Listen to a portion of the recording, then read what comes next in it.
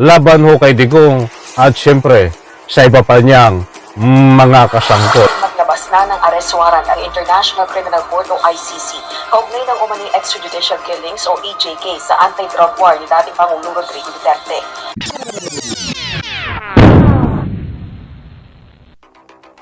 Alright, welcome back to my YouTube channel. I'm Andy's Vlog.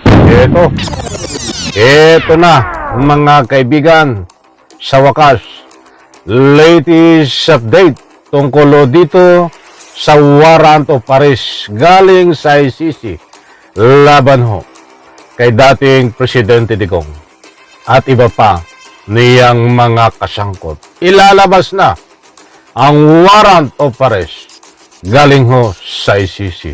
Nako, ay kaya pala naman itong dating Presidente Digong ay biglang bumaliktad at sumuko na ang mga sinasabi niya noon na pagbabatikos kay I wouldn't be surprised if the ICC will terminate its investigation and issue the warrant of arrest against President Duterte.